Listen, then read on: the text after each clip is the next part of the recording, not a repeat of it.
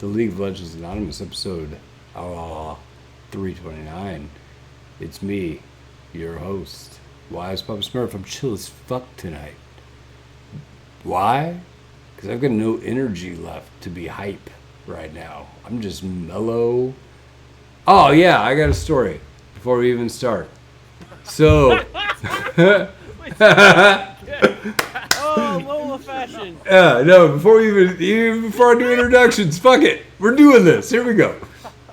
So, like, I don't know if all you listeners know this or not, but every year, like, Canada Dry Ginger Ale, as much as I dislike almost everything from Canada, Canada Dry Ginger Ale is amongst the finest commercial ginger ales that one could buy. It's really the gold standard in my mind for just fucking straight up canned ginger ale. It's good shit. And I love that shit. And like a few years back, I went over to like my in-laws had like friends who have like a guest cabin, and they're like, oh, come over to our guest cabin for Christmas. And we're all like, oh, this is weird. Okay, fine. And so we go over to the guest cabin and hang out. And they have a mini fridge. And the dude whips out a Canada Dry Ginger Ale, but in like a purple can. I'm like, what the fuck is that? It's a purple can ginger ale. I've never seen that shit before. And I asked the guy, I was like, what is that? And he's like, oh, yeah, it's a special Canada Dry Ginger Ale. And he didn't want to say anything else. And I knew he didn't, because he didn't want to offer me one. Right? And so I knew they had to be good as fuck. So I was like, what do you mean, special ginger ale? And I was like, I love ginger ale. And now I've kind of put him on the spot, like, guess what? You're going to be offering me a ginger ale shortly. Regardless of how you answer this question, I'm going to want to try that. And so he's like, yeah, it's seasonal ginger ale. They make Christmas, like a winter ginger ale, and it's like blackberry and cranberry and regular. And I was like, oh, okay, cool. And they only do that like once a year? And he's like, yeah, it's only once a year. And I was like, do you have one? And the guy's like, yeah, I can get you one. I was like, all right, thanks. He hands me the blackberry one. I try it. It's amazing. Like, real fucking good. You know, and he will only give me one. Right? Like, that's it. And so I'm like, where did you get this? And he's like, I got it at Sam's Club, but that's the only place I know of that you can get it, and they're sold out. I'm like, yeah, I was like, oh, fuck. I was like, oh, fuck that. Okay, so now I'm all hyped. So I'm like, I'm going to be buying some fucking ginger ale. Like, that's what's going to happen. You know, you can't drop the, oh, yeah, it's only Sam's Club, and blah, blah, blah. So I tried to go find some online. He's right. You can't find any. And the only ones that you can buy are like ludicrously priced. Like, you can buy a case of this shit, which is like 18 ginger ales, right? Like, or I don't know. It's not that. It's more than that. It's 30? 3 6-packs, or 3 12-packs. 3 12-packs. 36. Yeah, 36. So it's like 12 of the blackberry, 12 of the cranberry, and 12 regular, all in one, like, wrapped up big ass crate.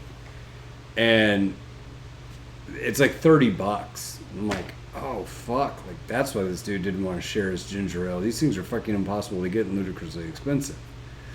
So the next year I go online, it's Christmas time, and I look for them, and I find them on like one of those like Mercari site. You know that site, Mercari or whatever, or Mercari? It's like some like wish.com wannabe, probably hacker site, right? Where they just sell random shit. And it's probably all fake or whatever. And they hooked me up with like a third-party retailer that has like 2 of these. That's it.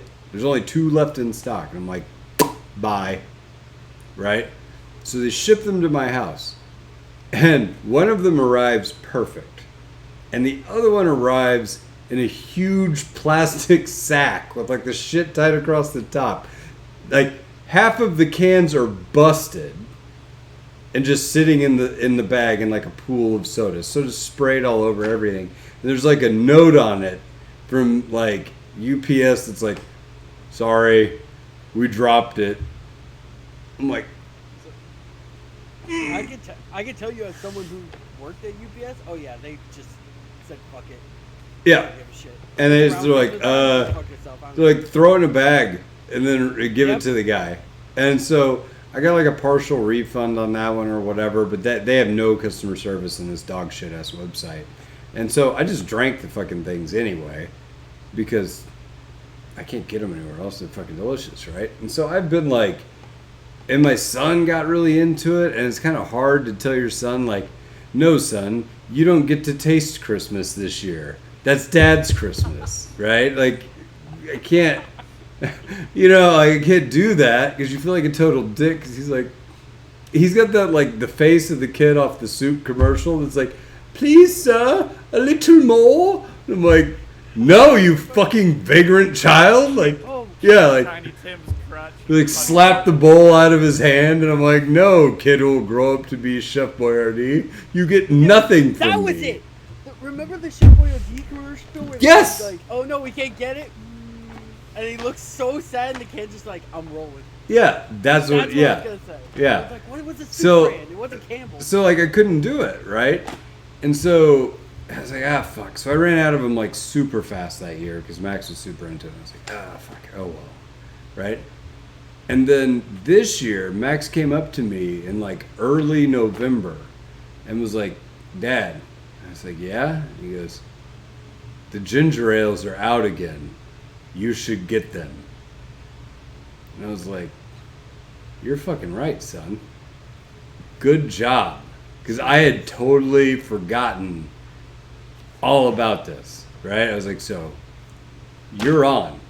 So I go do, like, an internet search, and I find out that they have, like, 35 cases of this shit at Sam's Club in Fayetteville.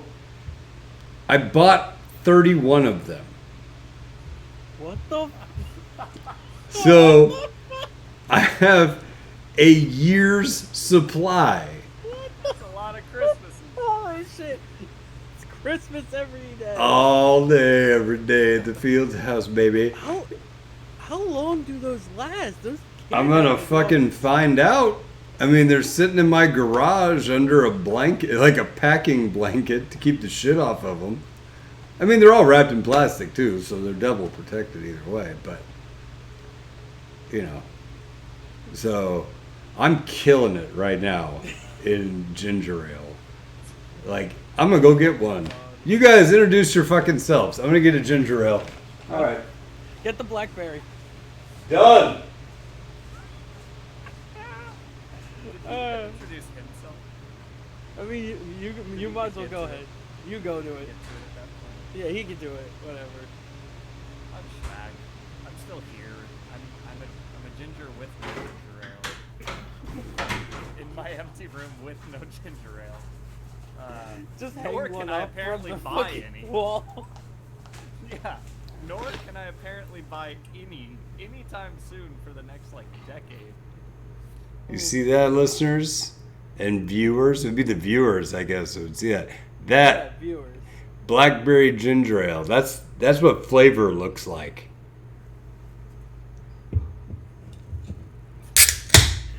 Oh yeah. For audio listeners, Blake has the biggest grin right now. Oh, it's so good. I mean, literally, that's so good, man. I wish I could let you experience this, but you're probably fucked by now because they're all sold out everywhere. I'll probably just go to a Costco. I'll find it. Well, I mean, it's just dudes like me that are your problem. Yeah. We'll find Like, 31 out of 35. Well, okay, so I bought 31 because my buddy's like, how many of these do you want me to fucking order? And I'm like, 30? And he's like, I'm going to get a case too. I was like, all right, that's finder's fee. So you go pick these up and buy 31, I'll give you a case. So. I just imagine Blake's face doing that little unrolling Grinch smile from the animated Grinch And You all know- of like the children's hearts, whose their dads are also on the computer looking for where the nearest Sam's Club, and all the kids going, "Christmas yet, Dad? Can I taste Christmas, Dad? No. Christmas." Blake tastes all the Christmas this year, bitches. You know, so I was told today by my staff that I have the Tobey Maguire grin from the like Know Your Meme. You know, I don't know if you seen the one where he's like, Yep, I see it. yeah. So that's my life right now.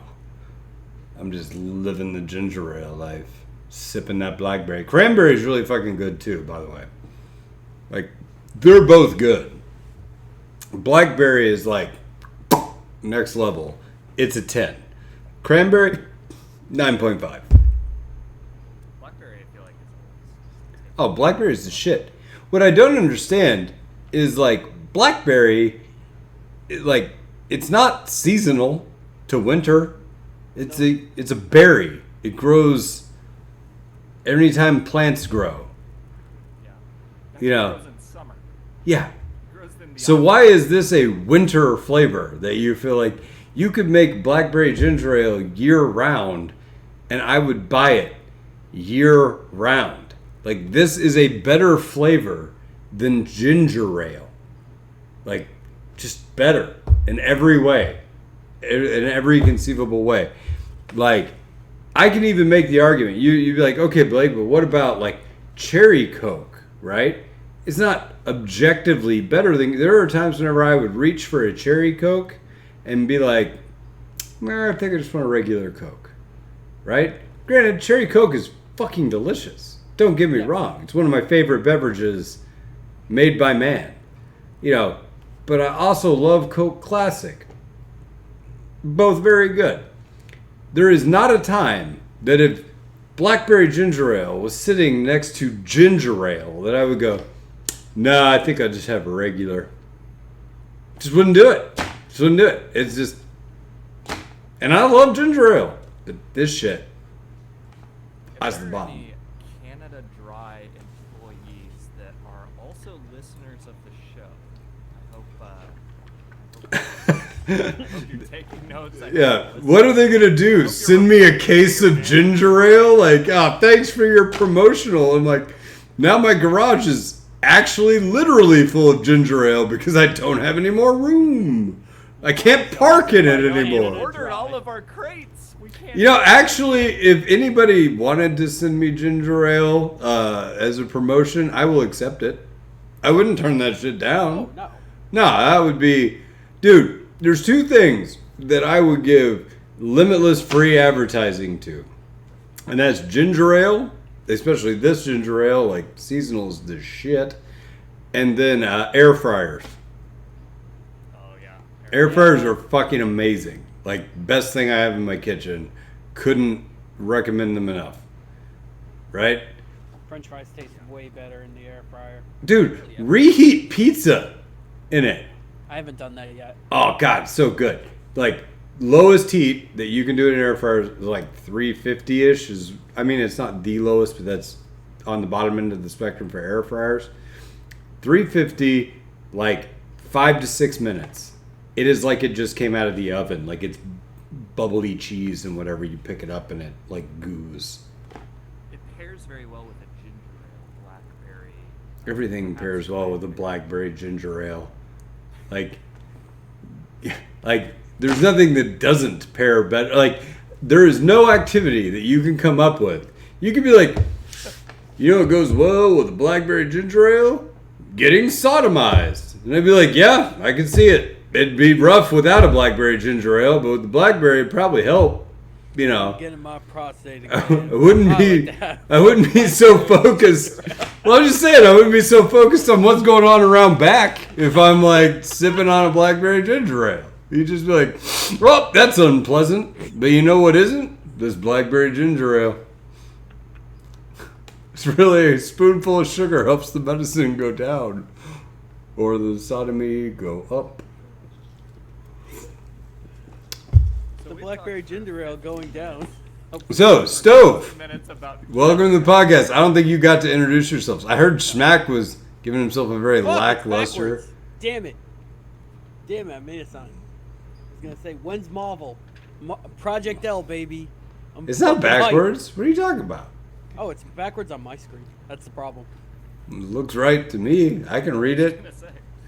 I was like, if that's backwards, No, Yeah. So when I see it, it's backwards. But Okay, yes. so what? You said Project Marvel. What are you wanting here? No, it's so the Riot fighting game actually got shown off, like Yeah. legitimately. Yeah, I saw that. And it's Marvel versus Capcom style. Oh, okay. That's what That's you're what I'm talking about. saying. Okay, Yes. cool. And I am waiting for the toxicity of the fighting game community and the toxicity of the League community to fuse into something that probably when breathed in, it'll just turn into a melee tournament. Okay, so basically, it's gonna be like the perfect storm of shitbags, Exactly. And Yeah. I'm all for it. and like the only thing to calm down a group that size is a nice tall glass of blackberry ginger ale. Ginger ale. dear God. But no, that legitimately looks phenomenal. I'm just excited. I really am. The people making it are great. The game they made prior was really fun. It looks like everything I wanted.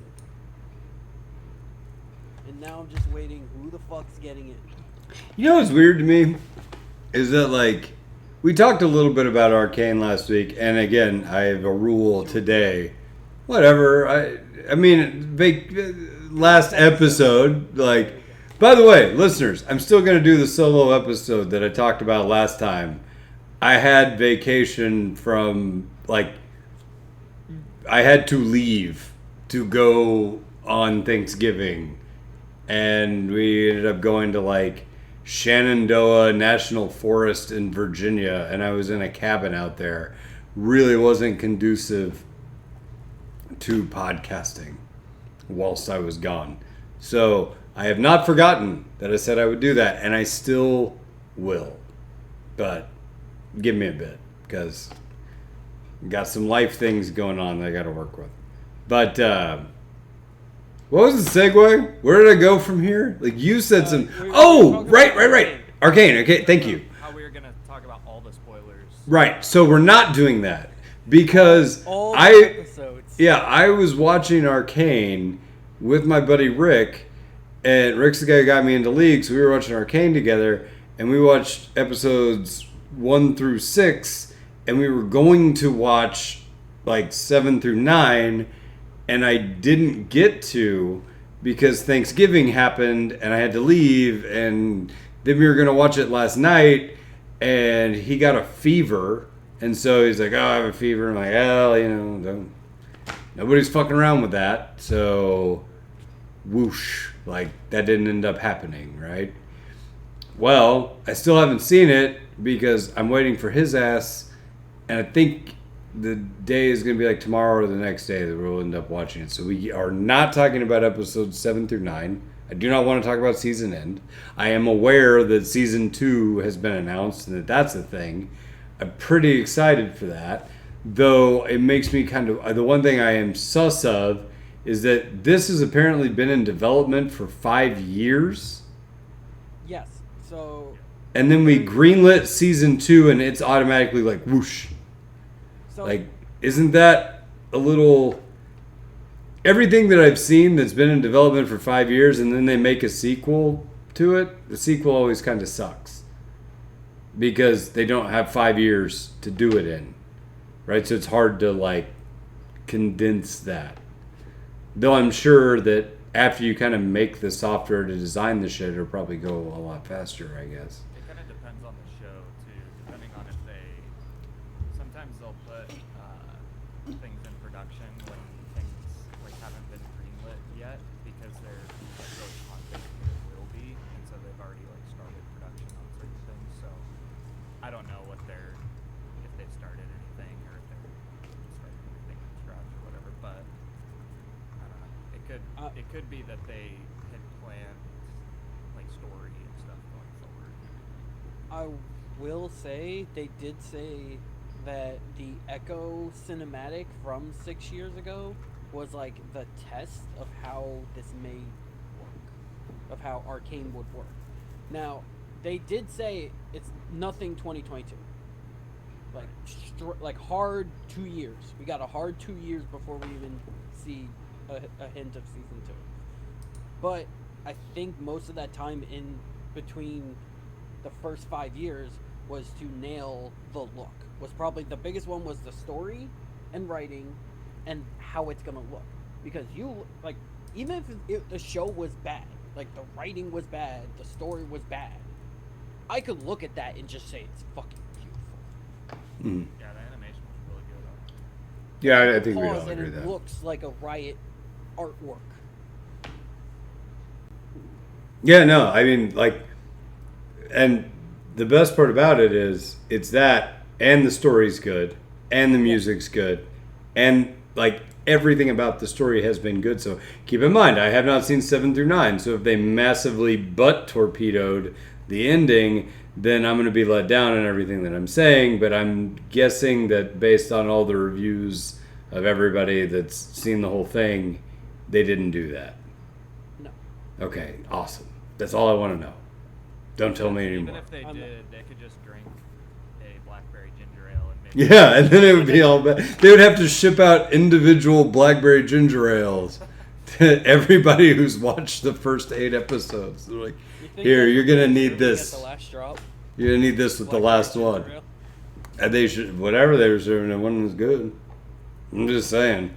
Like, I'm not trying to beat a dead horse here. It really is like at the top of the line in terms of ginger ale. Also, they made a 0-calorie blackberry or cranberry ginger ale. I'm not sure which one, but that shit I can't find anywhere, and I would love to try that. So, like, Canada Dry, if you are listening, that I do want to try. Send me that. Like, that would be badass. I would talk about that on here an entire hour. That's what I will promise you. 1 hour That's what of the me solo episode. talk. Yeah, that will be the solo episode. Will be me talking about flavor, bouquet, color. Does ice make it better or not? Like, what about 0 calories? Who knows? Is it that good? What temperature do you drink it? I don't care. Like, what's my bouquet and the can? And does it have legs? You know, like, I'll swash it around in a glass for you. I don't care. Just send me this shit. I'll do it. I'll do it live. I don't care. Like, this will happen. You know what to do. Reach out. Reach out to the podcast on Discord. I will send you everything you need to send me ginger ale. We'll be good. That'll be fine. So anyway, yeah, Arcane was badass. I'm interested in the fighting game because there's one thing that Riot does well, and that's steal the game of another company and make it better. Like, that's been their MO forever. And that's not even a slight. Like, that's what Blizzard did. That's Blizzard's business model. You know, WoW is every pain point and difficulty from, like, EverQuest and Ultima Online smashed together into a new MMO that's easier, more accessible, and with Blizzard intellectual property. Yes. And anything in another MMO would, like, say another MMO did something pretty well. Guess what? By the next week, it's in WoW. Mm-hmm. And I mean, that's not even a slight. Like, they are literally trying to make the most globally accessible MMO. And they did. Like, that's it. Anybody who thinks WoW is hard has not played any of the games that precursed WoW. Right? So, actually, sidebar, this launched into a topic we had in general chat this last week. And, you know, so going back in time on general chat, I posted that, like, some people were complaining because they thought the preseason ruined the game. And and basically like Riot's ruining League, it's unplayable, blah blah blah, and like a lot of harsh words were thrown around in relation to what has happened with the game.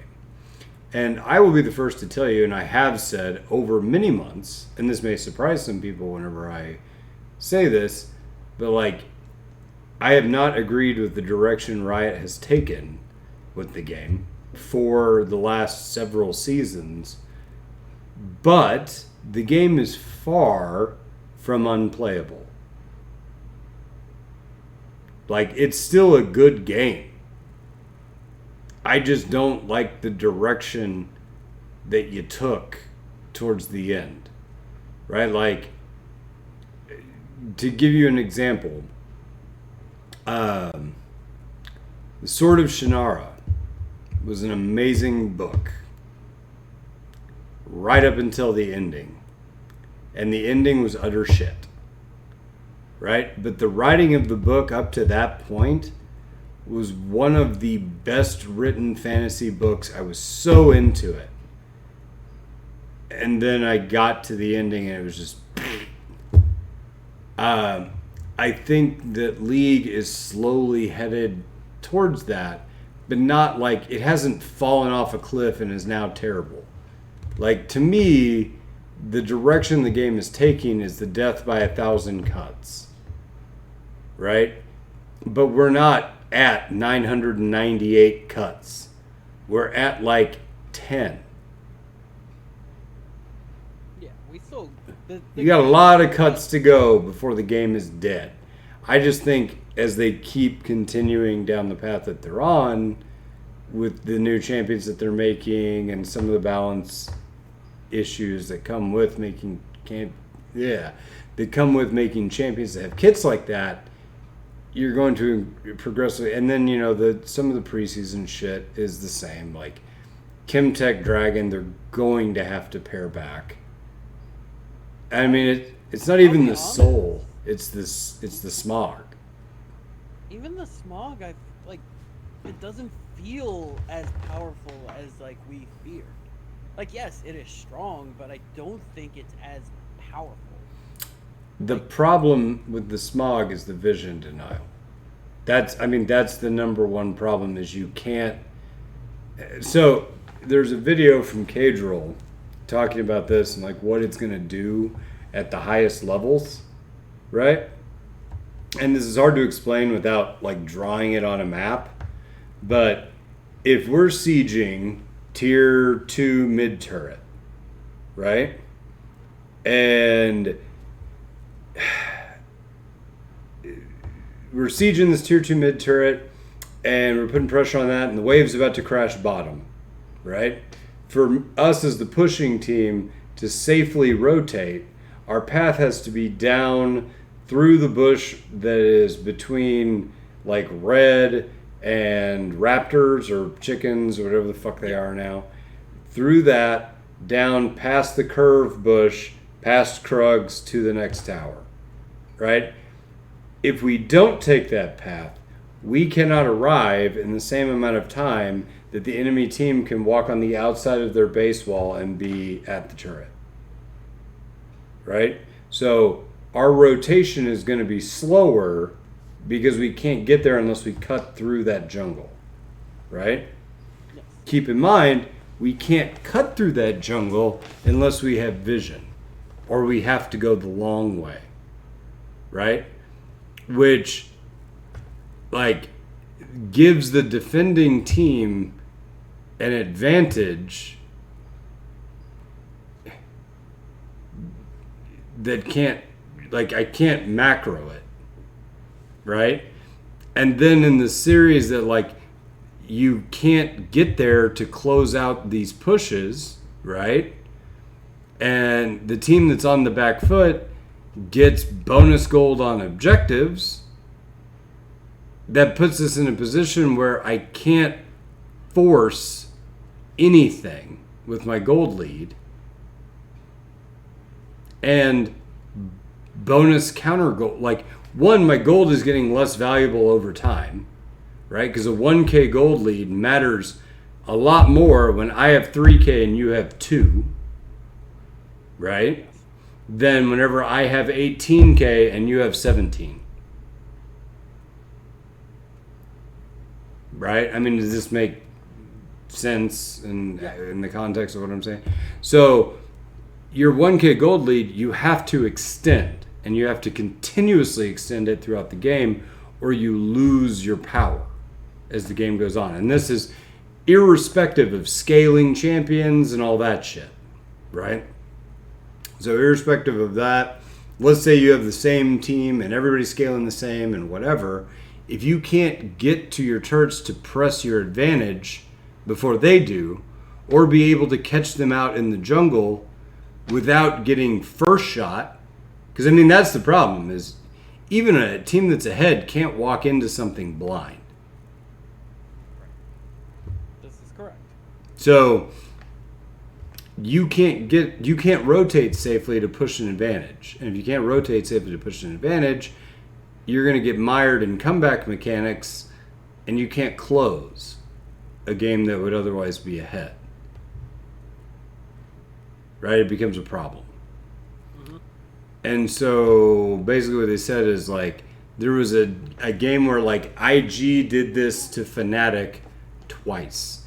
When Fnatic tried to rotate, IG like stopped the push and then instantly rotated to a point where they could intercept Fnatic's rotation unless they went the long way. And if they went the long way, they wouldn't beat them to the tower. So they basically put them in a no-win situation on a normal rotation, fucked them on it, won the series. Fnatic IG series.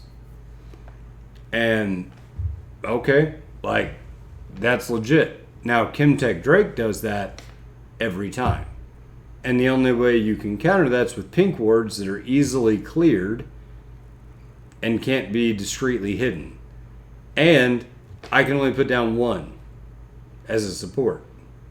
Unless you get that support, it's late game and you get that other item that makes you put down more, I think. Pinks? I think it was. I think it's only... I don't think it's pinks. Yeah, I think it might be. I think it's regular wards. I thought it was pinks. I But... had to look up the item.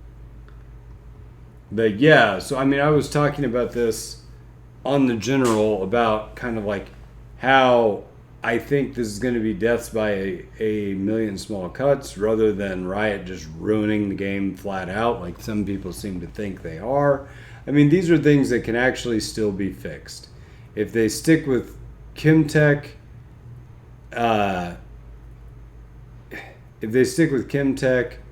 that's going to be an issue moving forward.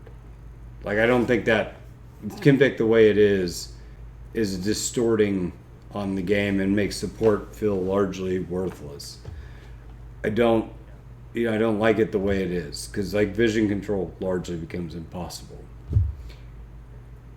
That being said, other than that, I actually kind of like objective bounties. I think that individual bounties paired with objective bounties forms a problem because there's just too much. You don't need both. You're crowding the same space with two similarly identical mechanics. To me, objective bounties probably fit the mold better, but have their own unique problems as well. Found it. There's like 5 or however many of them on the map at one time. So what do you got, Stoke? So it increases. You can store up to 3 control wards and increases your stealth ward, totem ward, and control ward caps by 1. Oh, okay. No one buys this item because you have to buy Sucks. it late as a support item. Right, because it sucks. Yeah, it's 11. It's 1100, but you have to be level 13. Yeah, you have to do the support quest and reach level 13. Which for support, that's what? The end of the game. Yeah, exactly. That's the end of the Yeah, the Nexus has blown up, and then I get level 13. I mean, Guys, I completed the quest. so I mean, I disagree with a lot of the community that Riot has killed League. It's unplayable. It's garbage. Like, no, that's bullshit. It's not a shit game. it's still one of the best games out there. I just don't love the direction it's taking, right? And that feels odd for me to say, who's criticized a lot of those decisions that were made. But, to me, whenever you say ruin a game, I lived through Ultima Online. Do you guys remember Ultima Online? No. No? Let me tell you a story about Ultima Online. One moment, actually. We'll come back. One second. I got a visual aid. I thought he was gonna get more Blackberry end ginger of ale? the drive. Yeah. No. Blackberry ginger Got a ale. visual aid. This is the cloth map of Britannia that I got with my original copy of Ultima Online. I have framed it. And apparently it's worth a lot of money now. Who knew? But that was my favorite game of all time. Whenever I was a kid, I loved Ultima Online. It was the best. And things that made UO super cool were that it was so sandbox for an MMO. You could do anything, right? If you ran into somebody outside of a city, you could kill them and loot all their shit. And there's not a damn thing they could do about it if they couldn't kill you, right? Like, it could just be like that. And then, people complained, oh, people are killing me. Okay, that's fine. And so they implemented like a PK system where if you kill enough players, you turn red, and then anybody can kill you without consequence. And bounties exist on your head. If you kill too many people, you get to put a bounty on somebody who killed you. I feel I've heard this. And that was really cool. It was a really good way to address it. They also had stealing in the game. So you could walk up to somebody, look in their bag with one skill, and then steal from the bag with another skill. 2 fail checks, right? Because if you failed to look in the bag, it would say, so-and-so is trying to snoop in your bag. Right? And if you failed to steal, it'd be like, so-and-so tried to steal from you. Right? And then you say guards, and then the guards kill the dude. If you're in town or if you're not in town, nothing happens. I mean, you can kill the guy. And then the thing that they did for stealing was you would turn gray instead of red. But you could kill a gray person, but they're only gray to you. You're the only person that sees them as gray. Kind of a deal, right? Okay. Whereas a blue person is just your normal, ordinary person. You shouldn't kill them or you'll incur penalties, right? But if somebody steals from you, even if they were successful, and you don't know you didn't know they did it, you could still kill them if you drag your cursor across them and they turn gray. You'd be like, oh my God, that motherfucker stole from me! Blah! Whatever, right? And so the game had like stealth in it, so I could walk up next to somebody, go invisible, snoop in their bag, steal their shit, and then like just casually walk away, right? It was like the most fun thing because it was actually fairly balanced. And like you couldn't steal heavy shit, and people had like anti-theft mechanics where they would take a bag, put it inside of another bag, and inside of another bag, and then cover that up with something else.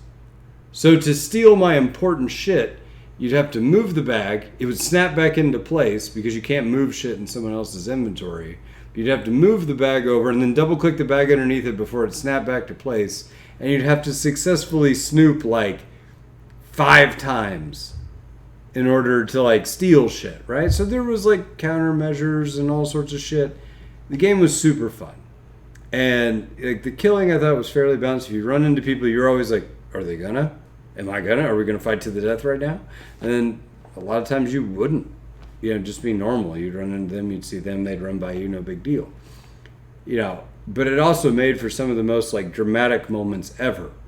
Like whenever you were going to build your house, you got a deed on paper, and that deed was very stealable. So you had to make sure that you knew where you were going and that you didn't run into any PKs that were going to kill you and take your very expensive deed off of your body, right? Because that happened too. And there's all sorts of cool shit that happened in UO. It was just like crazy fun, crazy open, crazy available game. And then people bitched endlessly. somebody stole my house. Somebody robbed me. This isn't fun. I got killed. And the developers were worried that people would start leaving the game because people found the PK aspect and the stealing stuff to be like a negative experience. Okay, or a pain point in their gameplay. It can be. Like, it's one of those one-sided, it's a fun thing for someone else. Right. It's fun for one, but not for both. Like, Yes. But the reality is it was balanced, too. And there was shit you could do against it. And I don't know. If you're not a bitch, it's fun. Right? Like, I mean, I don't know how they did it, but I can see, like, a quick, easy fix is just, like, you can only steal certain things. well, and that's the way it was, because certain things were too heavy. And theft was based on weight in that game. So, like, if you tried to steal, like, you could steal 100 ingots from somebody, but you couldn't steal 50 ore. And the ore converts into 2 ingots apiece. Right? Yeah. But the ore is very heavy. Right? So it made sense. Right? Like, there were certain things, like house deeds were light and they're made out of paper and they're easy to steal. Right? I mean, it could have been balanced better, I suppose. Like, you could make Yes. something that's like more expensive, harder to steal, or whatever. Right? And keep in Like, mind, rarity. the other thing to balance is that in UO, you had 700 points total. So if you maximized as a character and spent 300 of your 700 points or 400, hiding, sneak, snooping, stealing. And that's what it would take to sneak up on somebody and steal shit out of their bag, right? You have 300 points left in total for the rest of anything your character is supposed to do. You're very easy to kill. Yeah. You're very easy to kill. You're And a bag. yeah, and to do stealing, you had to have dexterity, right, as one of your chief attributes. Dexterity sucks by itself in UO. Like, you need to pair it with strength and have like a fighting build to do anything with it, right?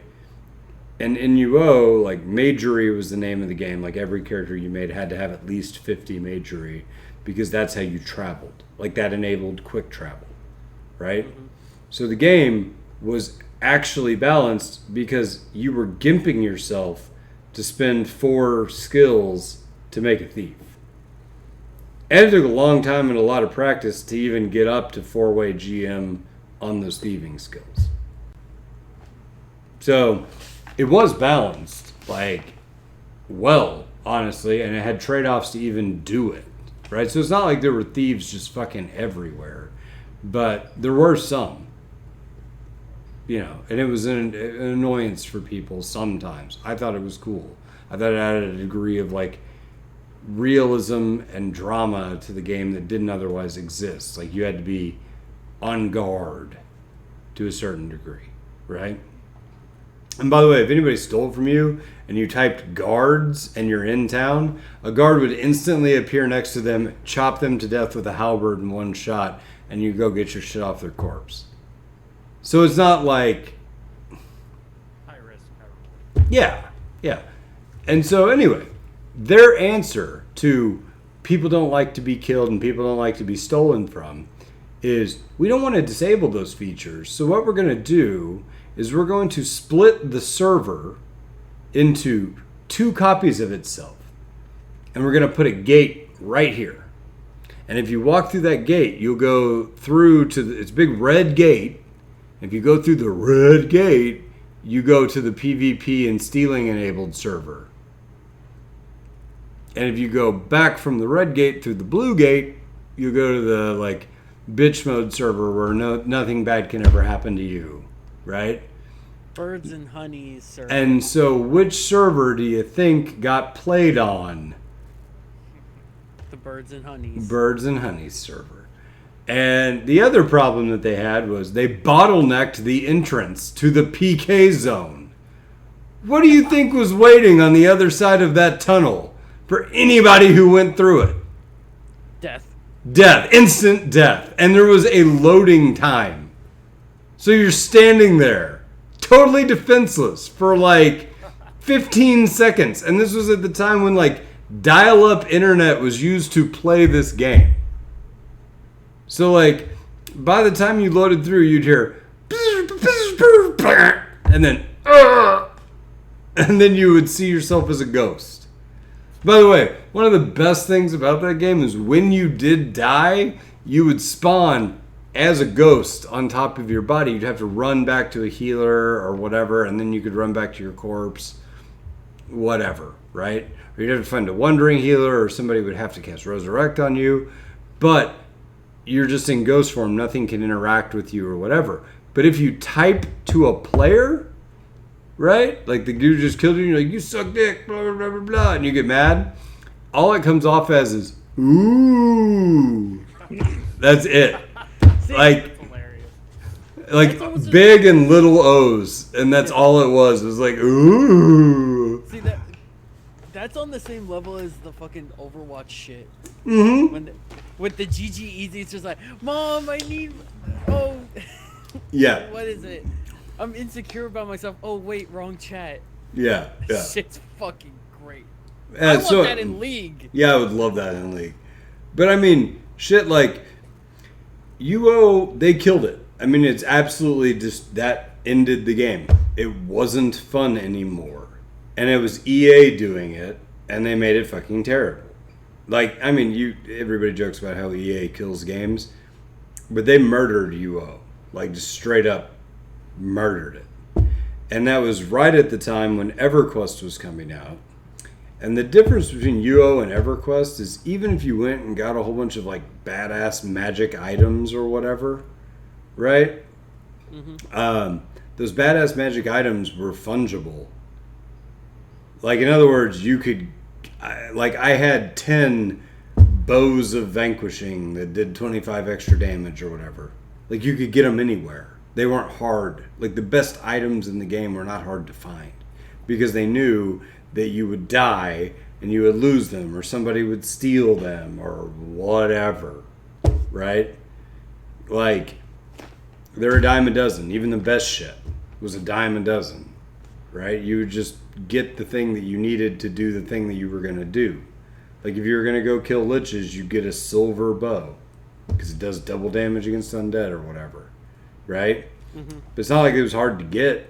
You just go to a dungeon, kill some shit, and one would drop off of anything. It wasn't like you had to do like an epic boss raid to get this piece of cleric's armor or whatever. Like, that was EverQuest.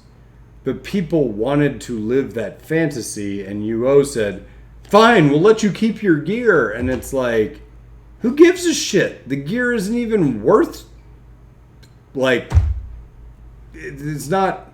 It ain't shit. It ain't shit.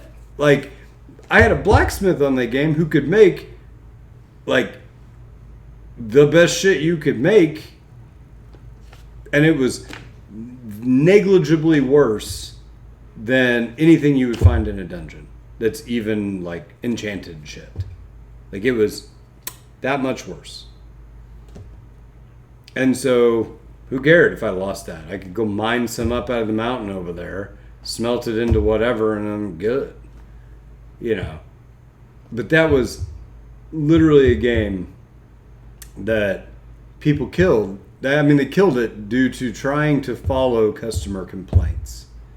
And to bring that back to League, Reddit bitches a lot. Hell, yeah. I bitch a lot, right? Like, I understand that. But the reality is, like, Reddit doesn't know shit about how to build or balance a game. They just don't, right? They just know what they don't like. They don't even know if what they don't like is or isn't healthy, right? The problem is that Riot has spent so many years going, we know better than you do what you like or what is good for the game or what isn't, right? Because you are dumbass plebs and we are Riot and we made the game and we know, right?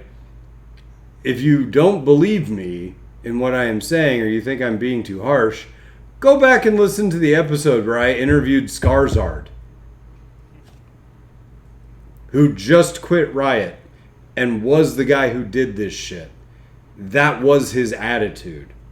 Was like, you all are dumbasses and you don't know what you're talking about. And we have to stop you from yourself. We have to save you from yourselves because you guys are all fucking idiots. Like, that was the culture. I have a hard time believing that changed a lot. Okay. It feels like Riot has spent so much time trying to save us from ourselves that they've stopped listening to anything that we want and just do something in the opposite direction that they think is good.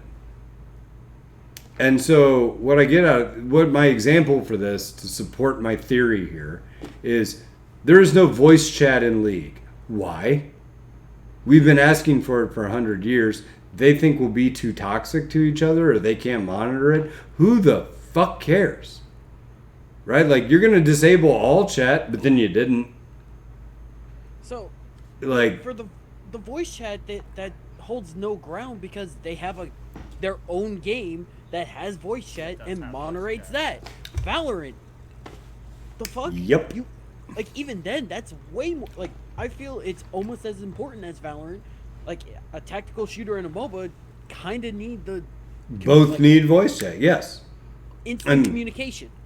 So, I mean, it's these kind of things that they're like, oh, no, we're going to save you from yourselves. You don't actually want voice chat. People will be mean. And it's like, no, I don't care. I don't care if people are mean. Right? Give it to me. This is what I actually want. And instead they're like, oh, man, we need to spice up the game. Let's add 2 dragons that have weird effects that people are going to hate. Like, okay, guys, like, I get it. You know, you need to pair, but like, you could do something with these dragons. They're not awful, right? Like, there's a little bit busted on some shit, but it's fixable. It's fixable things. Yeah, the hextech like terrain, it's not that bad. No, I don't think it's that not bad at all. It's a channel time. You could get stopped. Like, it's pretty obvious that when someone's teleporting, the soul's not even that bad. It's a static shiv.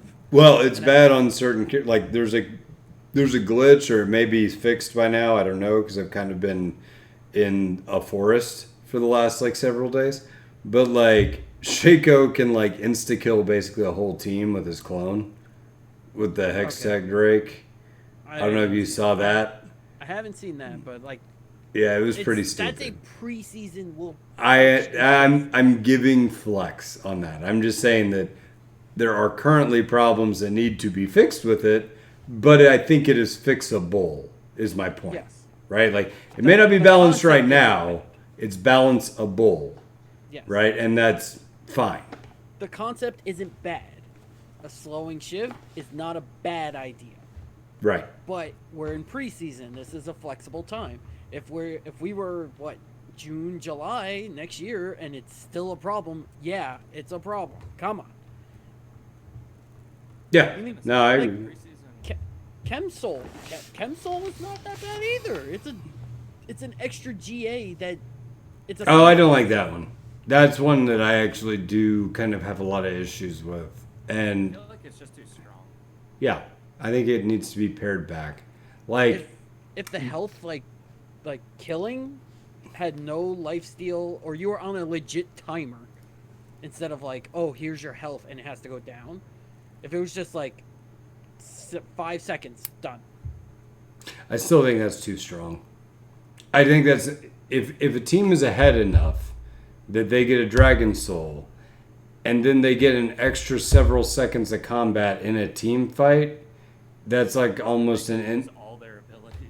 Yeah, I think that's almost an insurmountable advantage that you just don't win team fights from that point forward unless you're super sneaky and selective. Like, you have to get a pick or 2 before the fight and not take too much damage. You know, like, that makes your win... It shrinks your win con too hard. You know what I mean? It's harder to get a pick. It takes a longer time to get a pick. Yeah. Like, But I mean, so I think that's problematic. And then we touched the vision thing like before we started recording, but the highlights of that conversation is I think vision denial is too strong. Well, no, we were doing this during the recording. What am I talking about? We were Yeah. just talking about that. You went Anyway, 15 minutes on I don't know. I talked about ginger ale too long. My head's somewhere else. ginger. And then we ale talked and, about UO, and I love that. Yeah, Anyway, but fuck yeah, like I think the vision denial thing is a bit too strong. Like there's so many things that you could have done. Like here's my thought, right? And this, instead of making Chemtech, and this is my idea to fix it, right? Instead of making it do vision denial, make it like that gas shit on Arcane. You do a ton of bonus damage, and while you're standing in it and under the effect, and you go all hex tech crazy, like Zon poison shit that makes people Shimmer. huge. Yeah, like that shit that makes people like huge. The shit that basically like killed Vander in that or whatever. Wow, spoilers. Hey, by the way, Everybody should read episode by 6 by now. I'm not. The last 3 is what I'm saying. Spoilers. Let's But I go. mean, it's the shit that did that. Like, yeah, that's gonna, like, it should make you do insane extra damage, but also slowly kill you, like poison. Because Chemtech, that makes sense. Like, Hextech is all pure scientific magic, whatever, Mumbo jumbo. and good. And Chemtech is like the Zonite equivalent, where everything in Arcane that people utilize as drugs in the Undercity instantly kill you or deform you or makes you like the Incredible Hulk. I don't think Deforms it your should. champion in game. So I don't think it should kill, like, actually hit your health, but it could make you take increased damage. But you do increase damage. Yeah, I don't care. Like I'm saying, just give it some sort of like buff with a nerf effect, right? Because that would thematically fit. It would be meaningful for the area, right? And it doesn't fuck with vision, which is a core mechanic of the game. Well, see, they gave everyone a dash last season. So now- dash. So this season they wanted to give everyone stealth. They've been listening. Yeah, and so that was the other Too thing. strong and dashes are too strong, so they're like, well, you know, we hear you. Here, everyone can have stealth now on certain games. Yeah.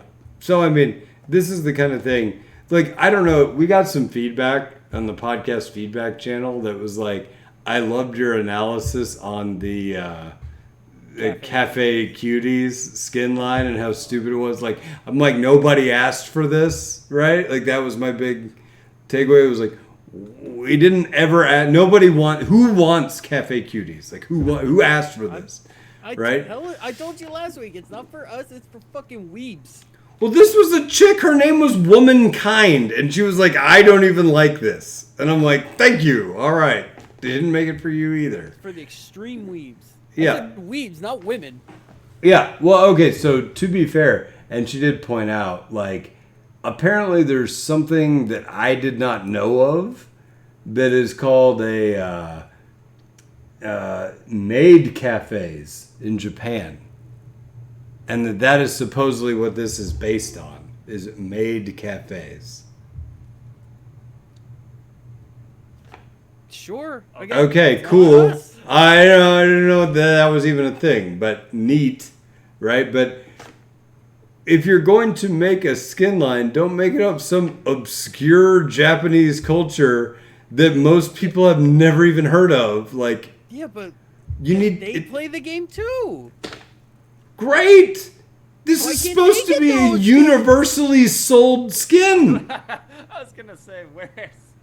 Like, great. We should also make like I'm trying to think of extreme minority, like Master Darius, you think that's for them? No, that's for us. yeah, like Inuit Darius. So, you know, all the Inuit people have skins that play League, like that won't sell because there aren't hardly any of those people in comparison to the entirety of the League playing population. Unless the skin's really badass, then I'd buy an Inuit skin. Buy that shit in a heartbeat if it was cool. But you know what Cafe Cuties isn't? Fucking cool. Like, it's the shittiest skin ever. I would buy 10 Inuit skins. They're like, yeah, I'm gonna fucking harvest every bit of that seal. Redskin skins. You know, I don't care. I'll buy it. I don't, whatever. Like, I'll buy 100 of those versus one Cafe Cutie skin, and I'll be thrilled for the exchange. But my point being is that, like, you design a skin for a broad base, not a fucking tiny ass little weird, bizarre ass subsection of horse shit. How did I get on this topic? What were we talking about that started this? I don't know. We talked about the feedback. We talked about like listening to how leagues shouldn't it's holding. Yeah. And then we talked about Arcane and like how we should change that. But I don't remember how I launched into Cafe Cuties. Yeah. Went to Drake's. I don't know. Fuck, man. Oh, I guess I'll just link it back like this. Nobody asked for Cafe Cuties. Nobody asked for a lot of these preseason changes. It's the same shit. Right? Like, do some of the... You know, it would be a really badass preseason if you're like, hey, voice chat is a thing in League. Yeah, also, here's a handful of shit. I don't care. Like, random sporadic changes, because, I mean, let's be honest, when they call preseason for what it is, there are a lot of random changes to the game just for the sake of change. They've said that. It's been in their press release. Experimental. Right. And so, fine. Throw a handful of random Stardust horse shit into the game and see what happens, and maybe keep some of it if it's cool. Throw some random Cafe Cuties at the board. No, don't do that. Don't do that. Like, such Sailor Moon stupid fucking dumb horse shit. Like, I don't know. The Bard skin still fucking pisses me off. I have a teapot for a head. I like it's it. so fucking dumb. It's Anyway. dumb, but I love that it's dumb. I forgot I went into that so hard until I got the feedback on the podcast, and I laughed to myself. And I'm like, oh yeah, that's right. I went on that rant for like 20 fucking minutes about how stupid that fucking shit is. All right, look at the popular champs for like the general, and then look at the popular champs for Korea and Japan. They like Lux, Ari, Kai'Sa, all these like humanoid female characters. Guess who has the most skins in the game? Humanoid female characters. They're gonna appease to them just like they want to appease to us.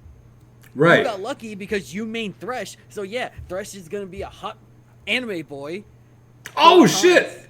So I went to Target the other day, and with my wife. You saw Nope.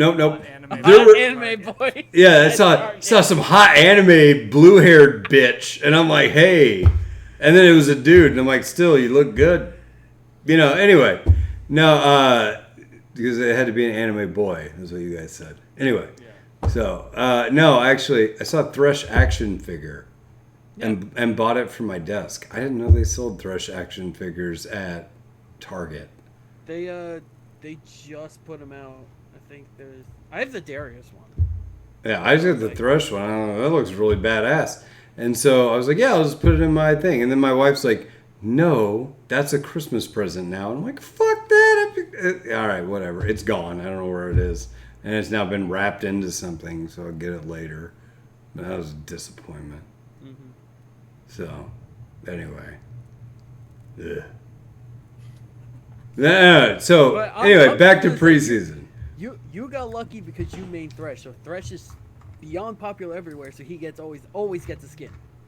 Always. Oh, by the way, on that note, I also unlocked randomly. I refused to buy Eternals because I think that was the dumbest fucking cash grab that Riot's ever done. Mm-hmm. And I got it randomly from this month's Amazon Prime capsule.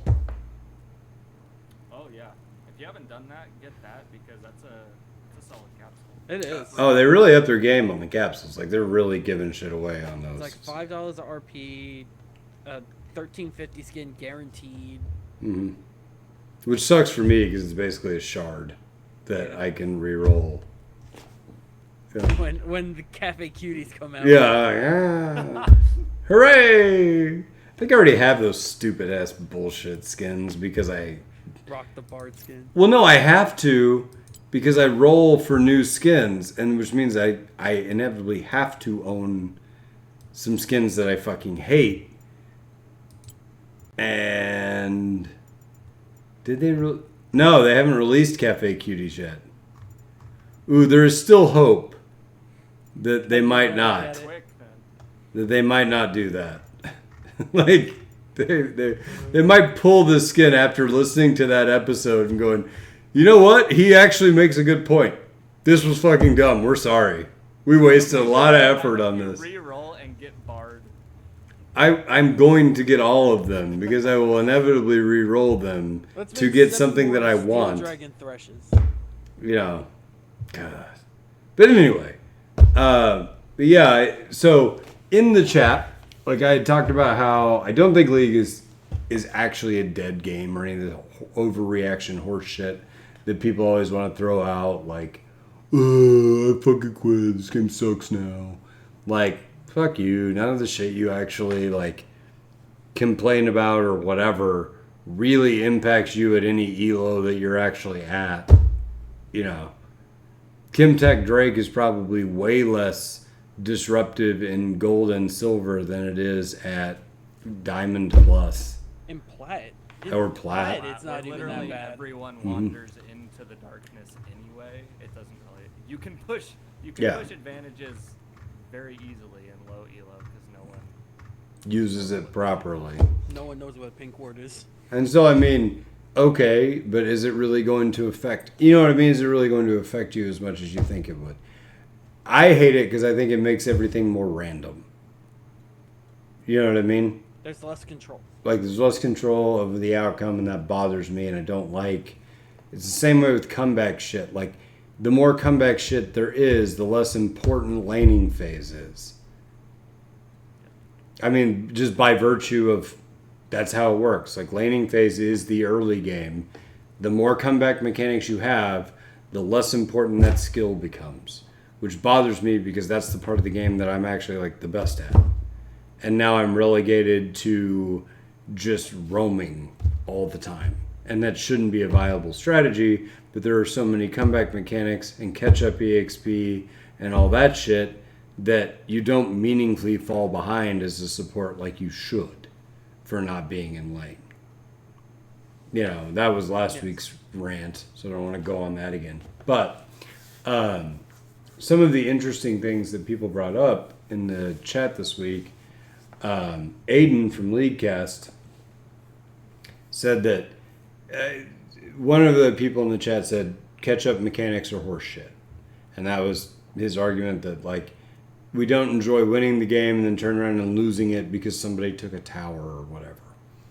And Aiden says that he actually disagrees with that because win rate in League after first blood is 60%. And so he feels like there needs to be a comeback mechanic so games aren't over within the first 3 to 4 minutes. And then he cites some other win rate statistics which are interesting. Win rate after the first Rift Herald is 60%. Win rate after the first Drag is 65%. Win rate after first Baron is 82%. Win rate after the first Tower is 70%. And win rate after the first Inhibitor is 90%.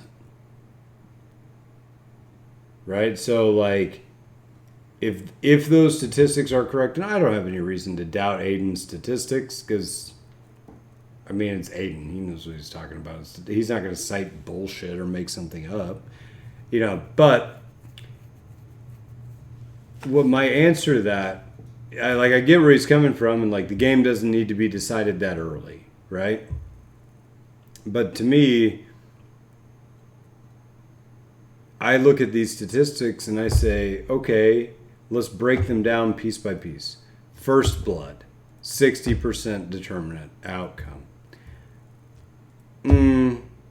Okay, so 6 out of 10 games will end in my favor if I get the first kill in the game.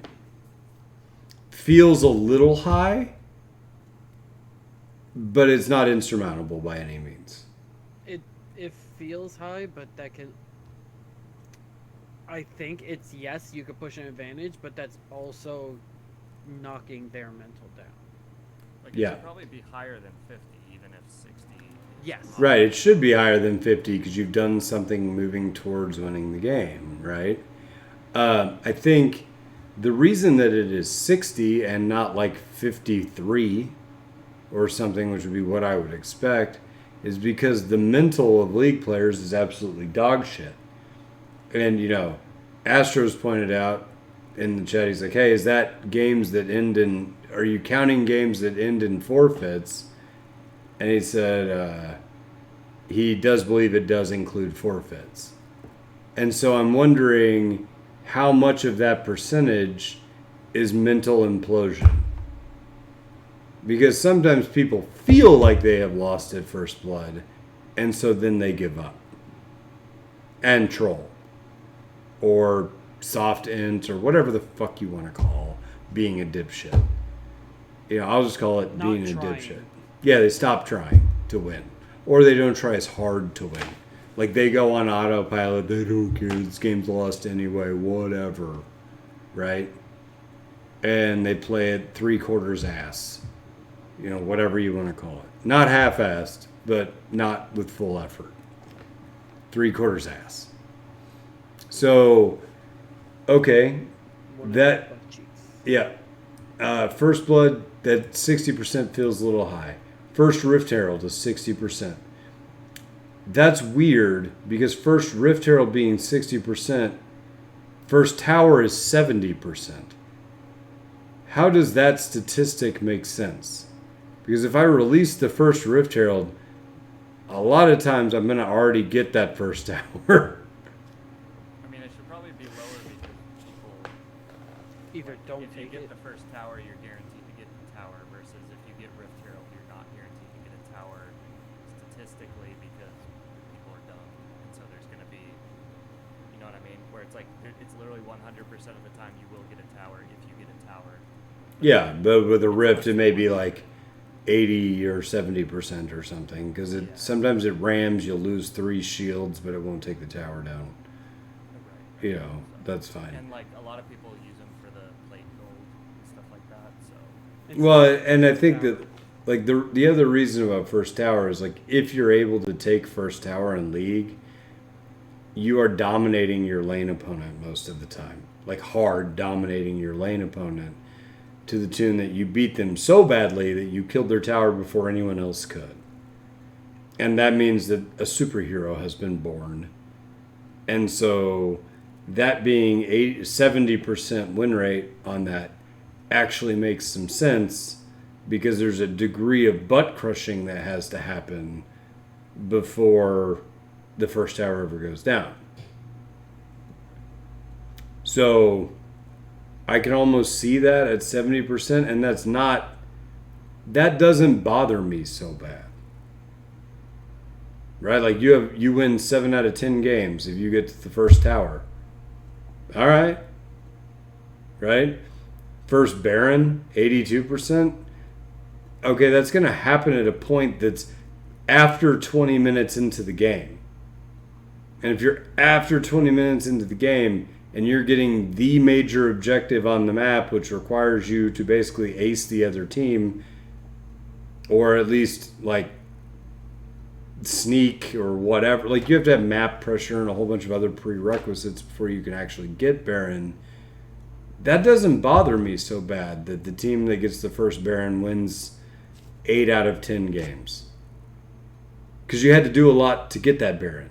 You don't lose all... There are very few games that you lose all game and then get the first Baron without just stealing it.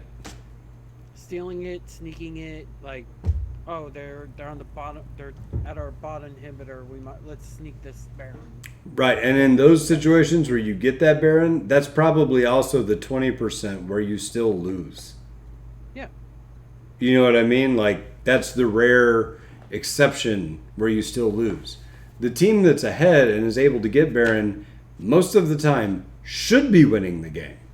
Right? Like, that's not an alarming statistic to me, is my point. Right?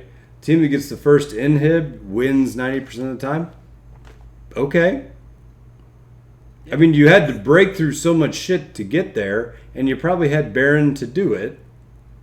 yeah. I don't And necessarily have a Base problem at with that. that point. And you have a auto pushing lane at that point. Right. then Like having- the whole point of an inhibitor is it's designed to end the game. If it blows up, like it's designed to create constant permanent pressure and end the game. It also forms a sort of comeback mechanic because whoever farms that endlessly pushing wave gets golden EXP. a lot of gold. Yeah. Those minions are what, 100? 100 piece, essentially.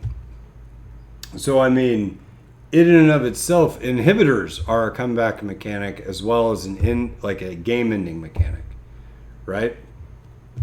So that makes sense. I'm fine with all of these stats being fairly outcome determinant because in my mind, if you win the early game, that should put you in a very good position to win the game, right? Like, I don't want all of those things to be close to 50%, except the most innocuous of them, like First Blood.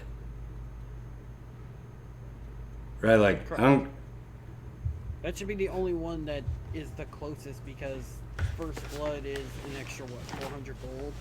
Like, Mhm. yes, that's early, but 400 gold is only 400. Yank, yank. You know, Oh, you got an extra longsword and a pot. yep. It's 400 instead of 3. So it's really only an extra 100 gold. Yeah. You know, So it shouldn't be as high as it should, but it well, I mean, I think the only way you can explain that stat is that people give up. yes. Like, that is a pure, this is my mental going down the toilet. Because there's no way that 100 gold, well, I guess it'd be 400 because you can't count on a counter kill, but you get my point, right? Like, a 400 gold swing should not be that outcome determinant in the game. That's the only statistic on this list that I have any problem with. And so, because honestly, I think your decisions in League should matter prior to the game ending. Like, I don't think it should be a coin flip game. And I don't like that. Well, and I think the rate, because I think there's a sweet spot that's obviously it's probably might be hard to find that sweet spot, but I think the rate, almost like the rate at which, if you're winning the game, so say you get the first blood or you get first tower or something, and your team is like on paper winning the game, I think the game for the winning team should be getting easier and easier and easier to finish out or to end.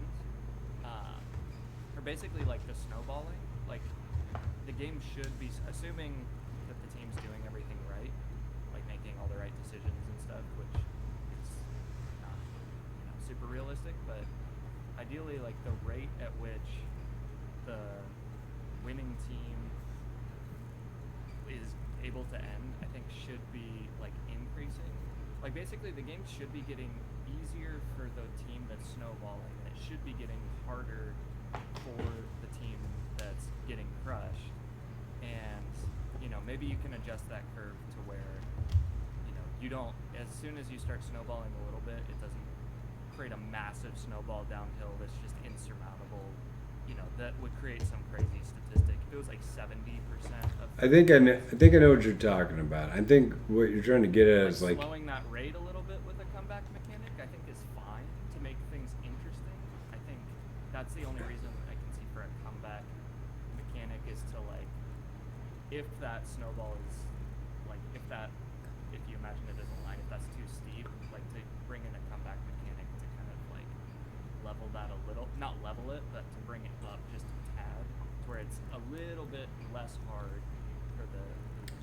so for me, I look at League and I think like, this should be like a tug of war, right? Like, in a tug of war, if I'm winning the tug of war, right? Like, I'm imagining a situation where we have a group of people, a rope, a pit of mud, and then another group of people on the other side of the rope, right?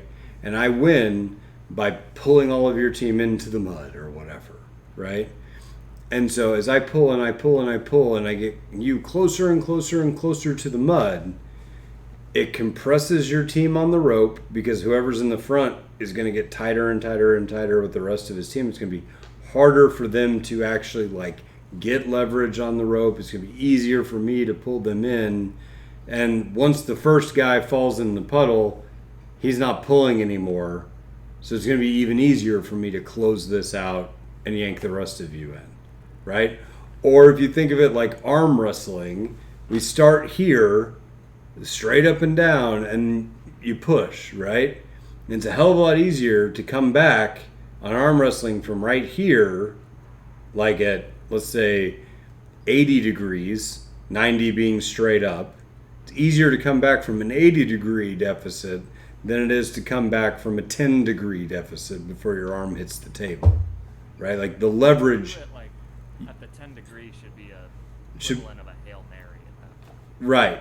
Like, but to me, what comeback mechanics do is like, oh, you're at 10 degrees? Like, you're about to hit the table? Okay, so I'm going to walk up behind you and stab you in the ass with some steroids and adrenaline. And Like- give you a good ginger. Yeah, and give you Ginger- and promise you Blackberry. a blackberry ginger ale upon winning, With zero. So it don't hurt Yeah. so bad. so it don't hurt so bad. And then it's like, "Brah!" And I all of a sudden have all this strength that I didn't have a second ago for no reason other than to make it interesting for spectators. But the thing is, like, this isn't a spectator sport. Like, if you want to fix this part about the game, then just make the game end faster. And I, like, here's the thing. Like, and this is also, I've been playing Pokemon Unite with my son a lot. And those games are 10 minutes. Hard 10 minutes. This shit all happens in 10 minutes. I mean, there are problems to Pokemon Unite. I'm not saying it's a perfect game. There are a whole lot of shit that they do in Pokemon Unite that, if applied directly to League, would fix a lot of shit that's wrong about League. For example, they have sportsmanship points in Pokemon Unite. If you leave a game early, you lose sportsmanship points. If you lose, you start at 100, and that's the cap. And if you lose down to 80, you can no longer play ranked until you get your points back up. You're just not able to queue below 80. And then if you queue to 90 or more points, and you keep it consistently above 90, they send you bonus money at the end of every week. Like, here's a little bit of RP, or whatever the Pokemon equivalent to RP is, right? And, like, my son does not quit games and actively tries to play through to finish, and doesn't AFK in games, because AFKing in games loses you sportsmanship points or whatever the fuck it is, right? Yep. Because you get instant wins that people want, and the losses make you unable to queue for ranked. Why do we not have that system in League? Intentional lossing. Yeah. Like, yeah. And I mean, that's just like AFKing in the game. Like, if you sit in base and you don't do anything, you lose sportsmanship points. Should be what the honor system does, but Yeah. Well, that's what I'm saying. They have a fully effective and functional honor system in a Tencent game, by the way, which is the company that owns Riot. Right? Like, there's no reason that that can't be in League right now, along with voice chat. But, you know, that was one that I thought, why the fuck isn't that in League, right? The other thing is those games are on a hard 10-minute timer, right? And I mean, the game is accelerated to a point where, like, you hit max level in that amount of time, right? Like, I mean, the game is designed as such, and League would probably require a whole lot of tweaks to get games over in, like, let's say 20 minutes would be a healthy amount of time for League, right? The thing about Pokemon is that it's not toxic at all, because the most you can ruin somebody's day is 10 minutes. this is correct. On League, I've got you for the better part of 40, from the time you hit queue up to the time the game is totally done.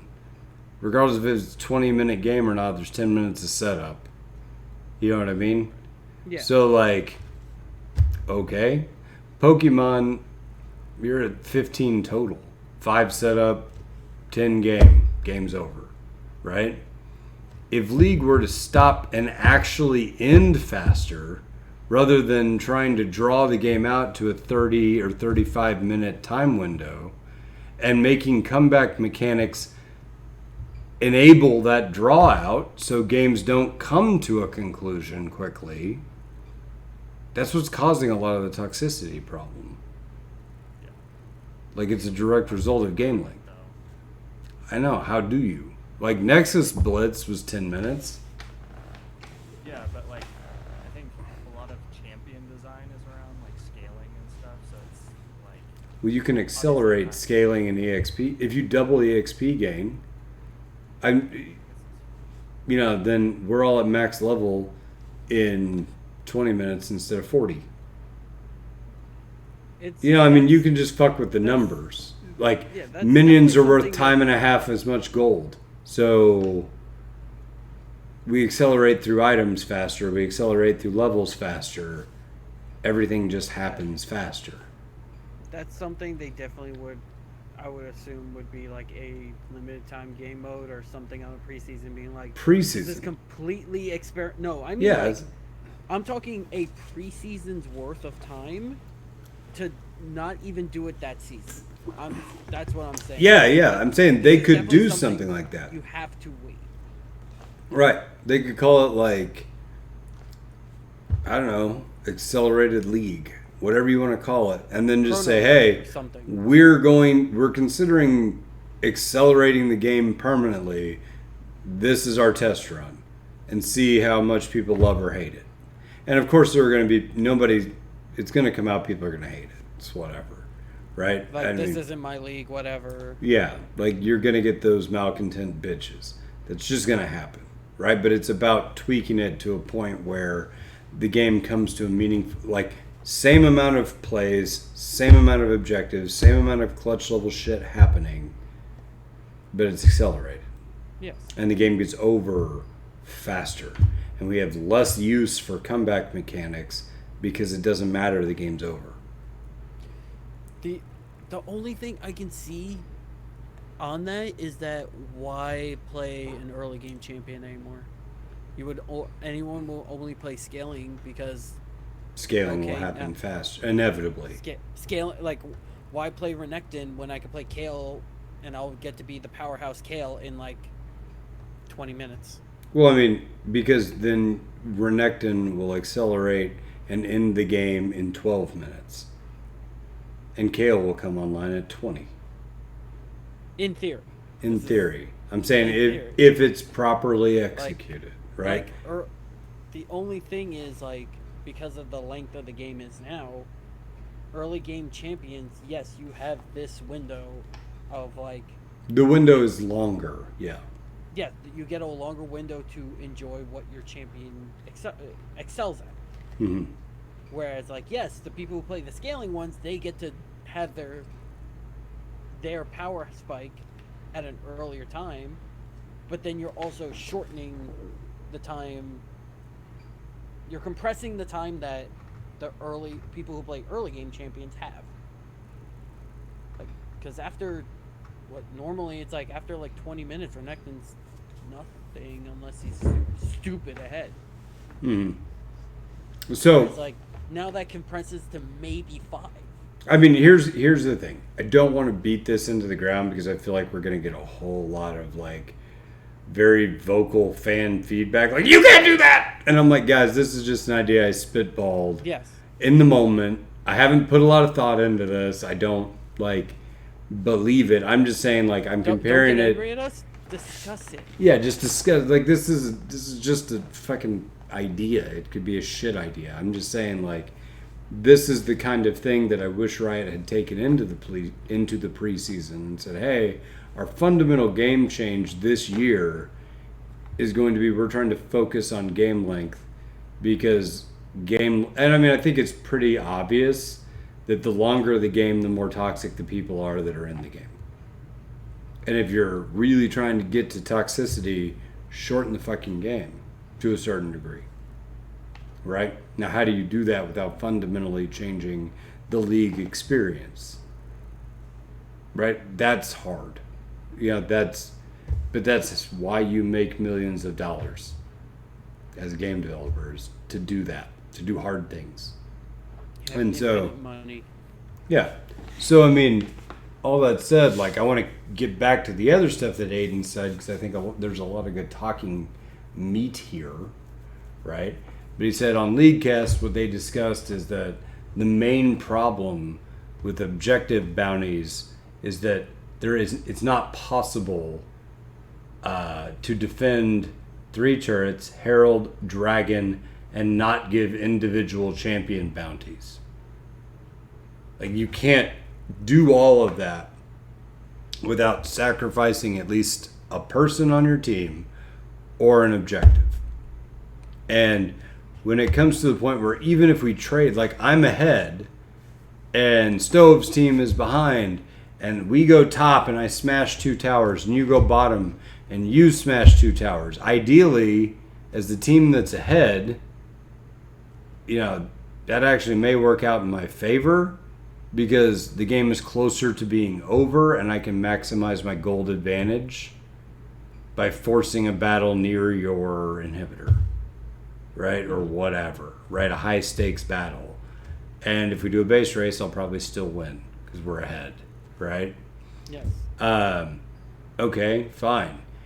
But in the sense that if we do that exact same trade and objective bounties are in play, I've actually lost, because while I got 2 turrets and you got 2 turrets, your 2 turrets were worth more than mine. Yes. So the gap closes even though I'm making a move that should be effective for me to win the game.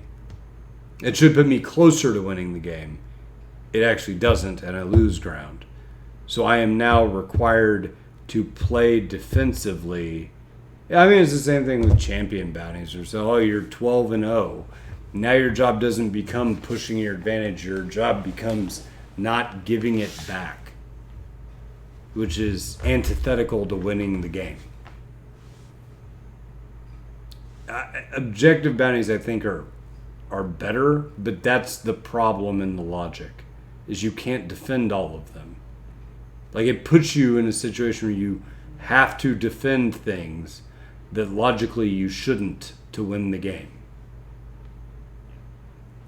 Yeah, and so that's not good. Number of bounties on the map at one time, because it's just like a lot. Like, it makes sense if like a dragon is an objective bounty or something, and like, because dragons force team fights. So it's like, yeah, if you as the losing team come out and get the dragon, sure, like, yeah, it overcame the odds and actually like got the dragon and stuff. Sure, so you get a little extra as an objective bounty. But if you can, and maybe even there's like a tower as well that you can get. Like, maybe you don't want to risk the team fight with the dragon, but hey, look over here, you can at least get a tower and get a little something out of it. But when you can like literally go anywhere on the map to like To redeem the bounty. Like, redeem the bounty, there's where, like, 15 locations that you could go to. It's like everywhere's an literally can just ATM. as long as you're like playing League a little bit with some degree of Thought. minor intelligence and thought, you will get extra gold no matter what. So it's like, I mean, maybe not no matter what, but It shouldn't be universal across the board. It should be, hey, dragon's worth this much. The towers around it are maybe a little more. Maybe Herald and Top are a little less because they're far away. Because if there's big bounties on the dragon, the team who's winning is gonna want to take that dragon too. So I shouldn't be punished for getting that dragon when you're getting the same amount of gold from something across the map we can't defend. Yeah. like AFK hitting a tower shouldn't give as much of a reward to the losing team as like being able to go into a team fight and get away with the dragon when that shouldn't happen. See, like when objective bounties were first talked about, I thought it was just going to be Baron and Dragon. Like I thought that was it. And I was like, actually, I think that's a great idea because Baron and Dragon force team fights, and that will either, that will either end the game, or that will give you a meaningful point because you took an objective, like you snaked out an objective from the team that was bigger than you, so you deserve a boost, right? Like you took a risk and should be rewarded, right? That's cool. The problem with objective bounties as they are is you could slink off to an undefendable, and shouldn't be defended turret and redeem it. It's too accessible, right? Just make it Baron and Dragon. If anything, just lower the value of towers. Like, honestly, because like you really can't defend every single tower all the time. So just knock down the numbers for tower and like keep the Dragon and Bear and Herald ones around the same. Yeah, well, that's a lot of what Aiden said. He said he thought it would be a good idea, like if one turret had a full bounty and Dragon had like half a bounty or whatever combination. Yeah, would let you prioritize which objectives you want to let go versus which you must defend. That's difficult to me because if they throw a full bounty on something that I shouldn't be defending, it still feels like the same problem. I think it should be the full bounty off the Dragon. And then Yes. Yeah, I think Dragon and Baron should have, I don't know, honestly I don't think towers should have a bounty. Or, like, you get tower gold for killing it. You already, It should, if towers should only get a bounty past a certain time. Okay. I mean, okay. I'd buy that. Like time lock it. If alright, Baron spawns, okay, the bounty's up. So Juggernaut has been commentating, and I have been reading everything he's saying, but I've had a hard time trying to work a lot of the stuff he's saying into the chat because he's talking on Twitch chat. And he brought up, like, what if you had a one bounty per 1K gold difference? Okay, I don't want to talk necessarily about the amount of the bounty or any of that shit right now because that shit is still being tweaked. Like, there are a whole lot of pain cases where people have said, like, here we are in a game, our gold differential is like 0, we have the same amount of towers taken, same amount of whatever, but they have a bounty on objectives. Why?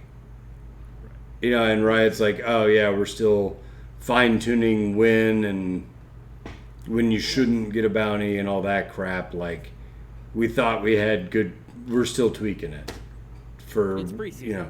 It's preseason. So I'm going to give Riot some flex and say that's not the shit that I'm talking about, right? I'm talking about the, like, overarching, what should this even be attached to, right? Not how much Looking or whatever at the that's book, in not tweak. at the certain pages. Yes. That perfect. Yes. Yeah. So I just thought that was a very interesting conversation, right? And Astro has talked about adding a delay where you can't claim 2 or 3 bounties at once. Yes, because there is a window that all the bounties are up, and then once you claim one, there's still a cooldown. So technically, you could just get 2 towers worth of bounties, and then you get a huge gold swing. Yeah. It should So, I be- mean, there's like a lot of tweaks to the system. Yeah, and like I said, honestly, I think a lot of the problem is like individual bounties plus objective bounties are probably too much. Like, there's too much swing back in the system. Just like I think, like I said, I got to plat doing the I never go back to lane super roaming support. I think it's bad for the game. I don't think a support should be able to do that. And the reason for that I've identified is that catch-up EXP is too strong. So that needs to be nerfed because I shouldn't be able to roam everywhere, have the map impact that I'm having, and not pay a price for it. Or a meaningful one. Those are the kind of like these are the kind of changes that I'm talking about that have enabled problems that need to be addressed. Right? Do I think this makes League an unplayable ass dead game? No, I think it puts us in an unhealthy meta. You know, just like I thought that the fucking Ardent Sensor meta was unhealthy because it was boring. It was just shitty, right? Like 3 supports, an ADC, and a jungler. yeah, all the people that loved the Cafe Cuties skin line loved the Ardent Sensor meta. I mean, there's a Soraka skin, so Yeah, it's boom. All 5 of them. yeah, they're but- meaning Yumi now. Yeah, fuck that stupid ass cat champion. But anyway, I just thought like general chat actually like had a lot of good back and forth, and I thought that there was meat to it. You know, that was good. That was a good, solid discussion, and I think it's weird that I somewhat agree with League Cast. I mean, you don't agree with Cafe Cuties with them. No, do they like that? Aiden loves the fucking. Really, Aiden? Come on, god damn it, Aiden. So you're shitting me, right? No. Really? That's so disappointing.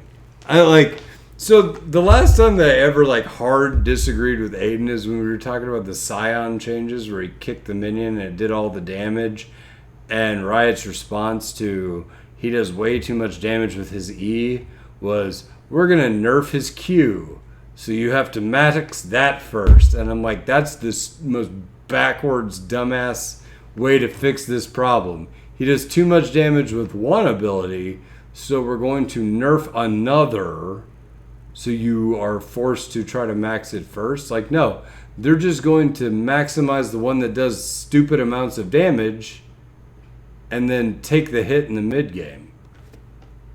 It's like, that's dumb. And Aiden was like, no, that's a great idea. And we argued about that for like 25 solid minutes. But like, that was the last time Aiden and I had a real, like, I disagree moment. But if that motherfucker likes the Cafe Cutie skin line, like, round 2, bitch. Let's go. I think specifically the Bard one. Someone I does. think- No. Yeah. Yeah, it's Teapot. Teapot head. It's so On the fucking stupid. podcast, I think he was saying on the podcast he thinks it's one of the best skins Riot's ever made. You're shitting me, right? Like, you guys are literally just yanking my balls right now trying to get a reaction out of me, aren't you? No, it's you might need to grab a few ginger beers before you hear it for yourself. Yeah. I'm I gonna would say grab a couple. the hard liquor cabinet is be open before I listen to that shit. That's the dumbest ass. It's like, did League Cast, did they all turn like hard weeb? Is that what happened? Did I just not know? I haven't listened, and all of a sudden they're like, a nice excursion to Japan recently. we went to a maid cafe and it was so cool. Like, you fuckers. Like, They were just enamored with the scene. I'm like actually like groaning, disgusted, disappointed right now. I don't even know what to do with these emotions. Like, I just hate this. I hate this so You much. know what? I think we need a Patreon shout out. And that's what I was looking up right now. Do.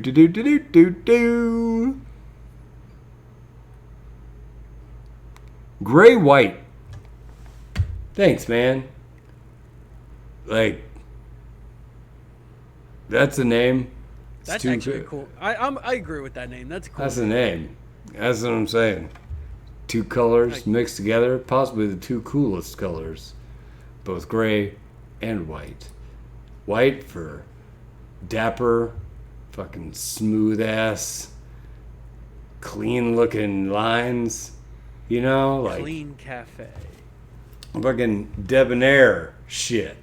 Like white That was- suit, Matlock, Debonair skin. Southern lawyer. Like, yeah. Gray. Wait, there's a little flavor to this guy. He knows what he's doing. He's not all white. He doesn't look like a touched by an angel, dude. He's got a little flavor in his mustache. Look at that. Got a little rogue to him. Got a little pepper in his salt. You know, that some bitch is worldly. He knows where he's been and he knows where he's going. He's a man of means and considerations. He knows what he wants. Yeah, and he's gonna get it. Thanks, man. Thanks for your support. I appreciate it. We all do. So, all right, with that, you know, thanks, guys. I hope you enjoyed the episode. We went long, so consider that an apology for, you know, not putting out an episode on Thanksgiving, which I don't really feel like I owe an apology for because it's a fucking holiday. But hey, you got an hour and 45 minutes of this. That's for you.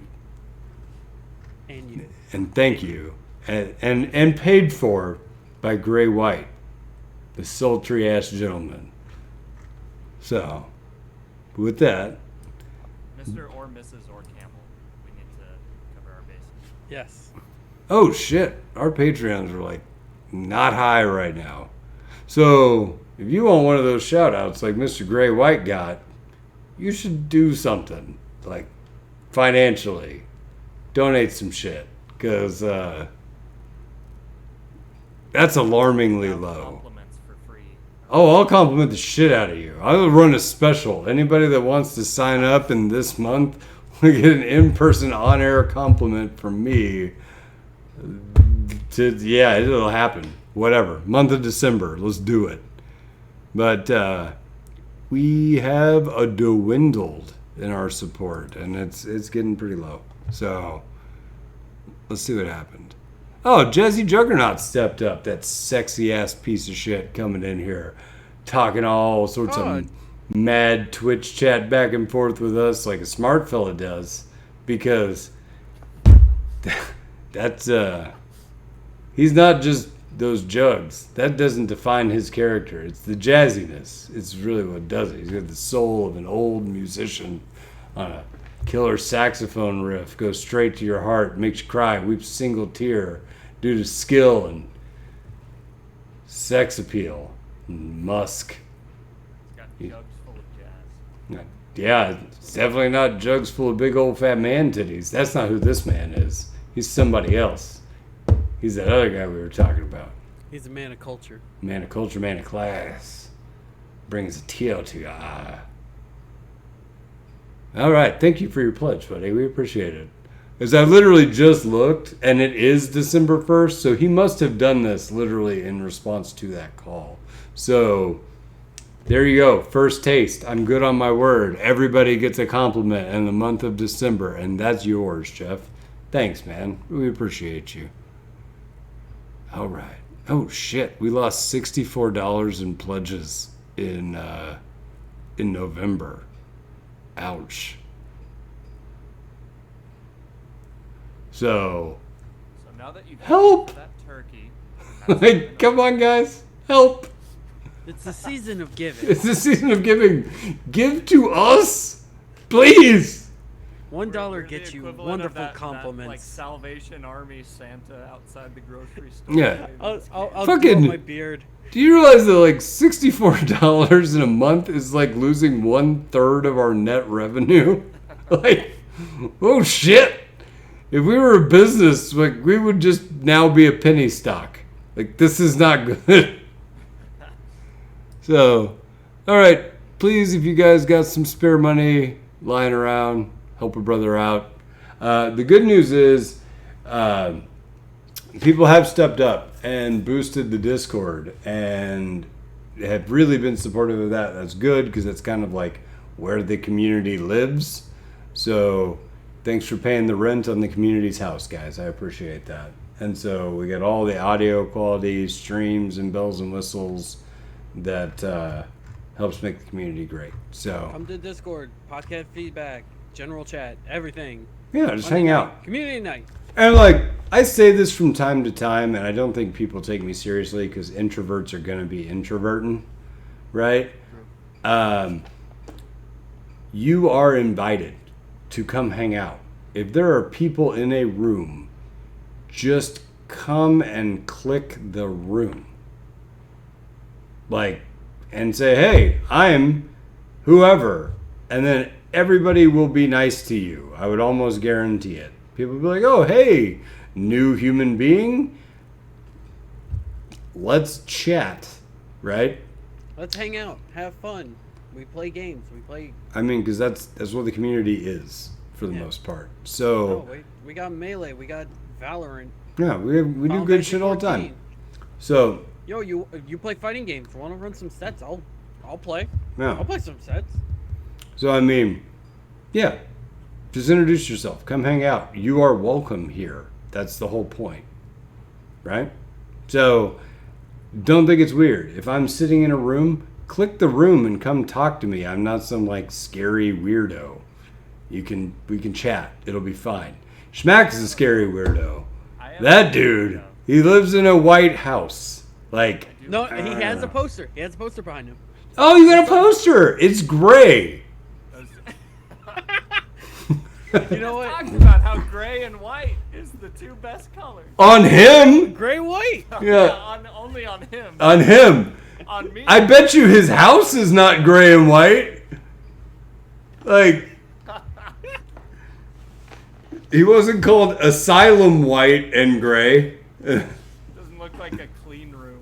Like, see all the color that Stove has in his background? Possibly too much color. Like, that's, yeah, there you go. I got some warm woods back in here. I got some leather over there. You know? Chip belt. I want to be able to see the bacteria when it enters the room. So I don't see how you could not detect anything entering the room in there. Like, just a shadow kind of ruins your motif. Like, okay, so, yeah, come hang out. It'll be fun. Yep. So, yeah, hey, Jesse Juggernaut requested that you pan the camera down to your floor. Schmack, and if your floor is white, they're going to lose their shit. all right, be careful. You might see some color. Huh? Oh, Oh! there's color. Oh, it's wood floor! Oh my god!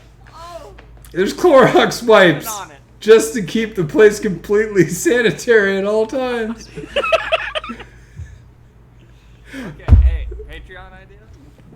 I will show you the few bits of color in my blank room. If you, Patreon. Patreon. Patreon idea. If you donate, Show you how much? How much is it going to be? in my closet. You donate $20. I will buy this man a poster. And we'll put it on the wall somewhere. I don't even care. A poster of his choosing that's not gray and white, that has color. A color poster. Something that's on a color wheel at all. That Yeah. shows up. Well, technically, Like a gray, primary white, and color. black are on a color wheel. And I want you to stick away from those three. Primary colors. Yeah.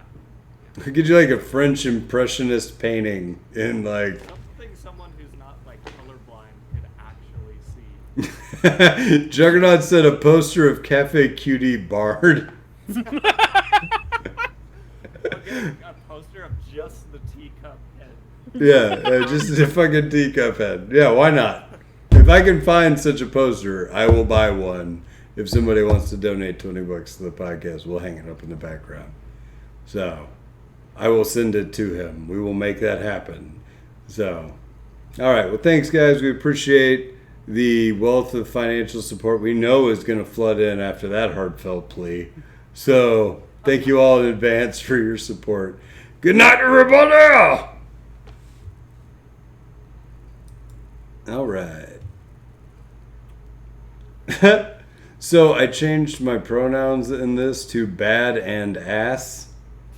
Mm-hmm. And now my recording tag says Blake Badass 1.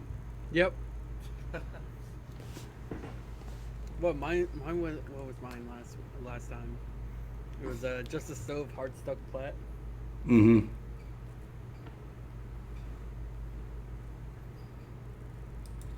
Cafe Cutie Bard.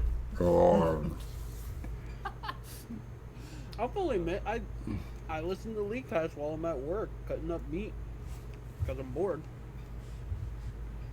And they went through the patch and they're like, yeah, Cafe Cutie bar is cute. I like the teapot. Like, these are some nice skins. Yeah, I believe the maybe not exact quote, but I remember the quote was, "It's probably one of the best skins Riot's ever created." It's either best or one of the better ones, they said. Yeah. Get the fuck out of here. I mean, no, they can't. They can't do that. Okay, so there is a knockoff website called League of Store, and it sells, like, you know how they take a piece of art and then they put it on 3 pictures instead of one big picture frame, so it's like broken up, right? They have that with the Cafe Cuties skin line for $25 US, no frame. Just saying. There it is. Just saying. Bar head. Free shipping.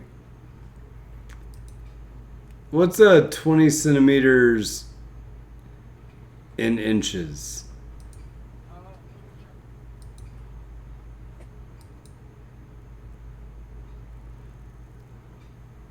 About yay big. From So- my finger. From my fingers to the other finger. But how many inches is that?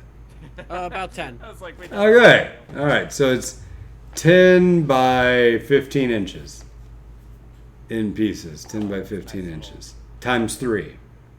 So it'd be 30 by 15 inches. Still, it's going to be 15 inches this way. 30 wide. I might be So- able to fit it in somewhere. Yeah. I get the one with Soraka and Sivir. Oh, it's so pretty. No, you gotta get the barred one. That's the. Oh, you're right. It was fun, the barred one. So you get all of them and then put Bard in the middle, so the key is in the middle and everyone can read. Found it. Here's the barred one. You have Vlad on one side, like going to reach for the With teacup. little- yeah. That's still hilarious that Vlad's in Oh, wait. I just linked it to general chat. I don't want to do that. I do not want to do that. Here. Wait, what? I just turned off my camera when I tried to copy and paste a link. What the fuck? Yeah, fuck. I'm just going to do it in general chat. I Fine. don't know. Why don't you doing like the episode planning or whatever? Oh, yeah. Okay. That's a good thought. I'm doing that. Okay. There you go. Let me get you that. $25. Totally worth it. 20 centimeters by 30 centimeters. Oh, that Times like, 3 pieces. The middle one is perfect. Well, no, it'd be all 3. You get all 3 for like Alright. $25. There you go. That's not bad, honestly. No, it's a good price, but it's also Yeah, a it's shit actually- picture. Good price. What did they get for $5? the face on that teacup, not even his head, but the teacup itself is haunting in my sleep. Dude, the fact that he has tea coming out of the top of his head, like, how the fuck does that work exactly? That's okay. That's weird. I mean, I'm surprised Riot hasn't shut this website down. Because this cannot be licensed. Like, they're just stealing all the splash art and printing it on to shit. And from the art and from Arcane. Ooh, the Thrush ones look cool. They have Unbound Thrush and Steel Dragon Thrush. They got what is it? Jinx, Silco, and Vi, like the key art from the show. Oh, yeah. It's not bad. I gotta hang up that fucking Vi and Jinx poster I have. I gotta do some redecorating. Getting rid of all the fucking movie posters. Done. Oh, the Arcane Jinx one looks fucking legit. Like, why the fuck do I have Batman Superman? That was a horrible movie. Yeah, that was a bad movie. Ooh, Yeah, there's but the poster's kind of cool. Like, it's Batman Superman looking at each other. yeah, I see the poster, and you're right. The Civil War poster's cooler. Oh yeah, that one I had to fight for. But dude, I'll never get the never get Arcane rid of it. Jinx picture is fucking legit. The one of just her face. That was Oh, the cool. splash art, yeah. Well, no, I mean the here, this one. Here, I'll look. Episode planning. That's Oh, the badass. close up, or the one in her chair. Well, I mean that's badass, and that's badass. Oh, the one from the music video. That's good. The one where it's like half her face from the music from Enemy. It's actually kind of cool. I mean, yeah, this cannot be licensed though. Like Riot didn't do this. See, I would be okay with getting like the Arcane Jinx and Vi one if it wasn't 3 parts. Like if it wasn't 3 panels. If it was just one. Oh shit! I forgot to talk about my shirt. Save it for next week. Damn it! Don't you have another one or? I have 3 of them. I know. I was like, just wear another one and be like, haha. Well, I have to zoom out. You can't, and because remember, you only see me from like here to here. Like you guys are this, and I'm like this. I don't. It's because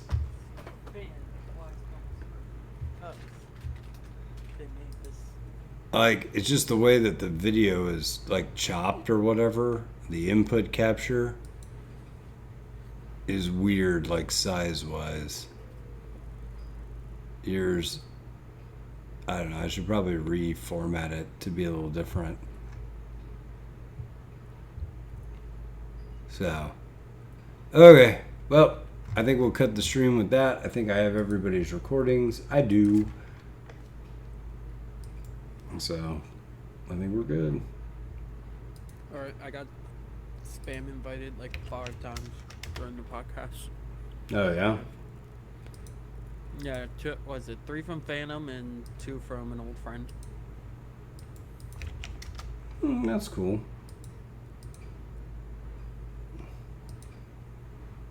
I want to say something so badly about Arcane. Don't! Hey it! Shutting it down. See ya. Later.